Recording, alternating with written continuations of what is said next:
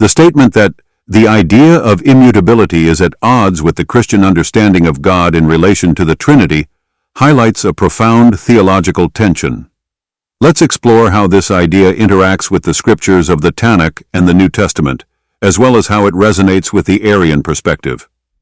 1. The Tanakh, Hebrew Bible. In the Hebrew scriptures, God's immutability, his unchanging nature, is a foundational attribute.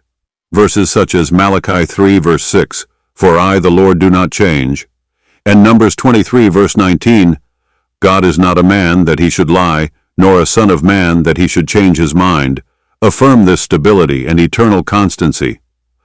God's steadfastness is a source of assurance for Israel, emphasizing his faithfulness to his covenantal promises.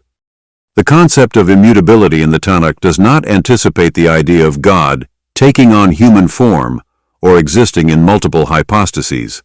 Rather, God is portrayed as utterly transcendent and singular in his essence. Consequently, there is no tension within the Tanakh between immutability and any triune nature. 2. The New Testament.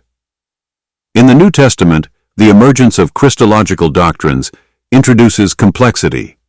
Jesus is described as the incarnate Word who shares in the divine essence, yet he experiences birth, growth, suffering, and death.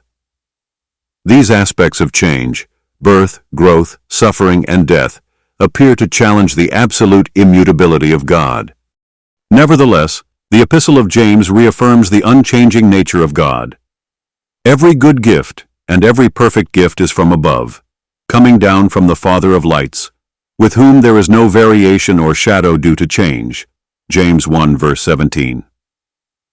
This verse highlights the constancy of God's character, reinforcing the Hebrew Bible's teaching of divine immutability. However, the development of the Trinity doctrine complicates this understanding. The human experiences of Jesus, his birth, life, and death, appear to introduce change within the second person of the Trinity, presenting a challenge to the classical notion of God's unchanging nature. 3. Arian perspective. Arius, a 4th century presbyter, rejected the co-equality and consubstantiality of the Son with the Father. Arians asserted that the Son was a created being, distinct and subordinate to the immutable Father. In this view, immutability belongs solely to the Father. The Son, as a created intermediary, is capable of change and thus not truly immutable. For Arians, the doctrine of the Trinity, as defined by Nicene orthodoxy, appeared incompatible with immutability because it required that the Son, who was subject to birth, suffering, and death, be fully God. They argued that this compromised the changelessness of the divine essence.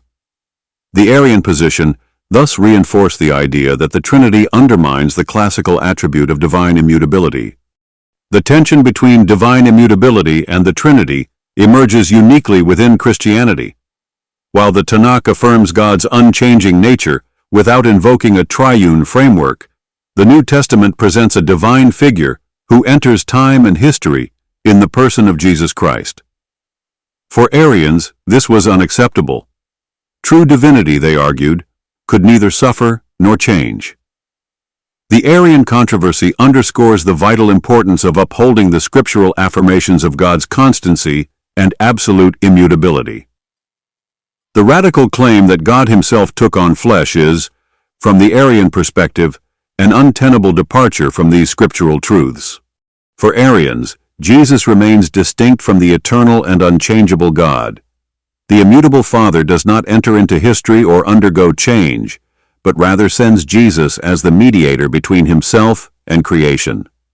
This conviction continues to resonate in theological discourse today, reminding believers to uphold the absolute transcendence and immutability of God the Father, who, unlike any creature or mediator, remains forever unchanged.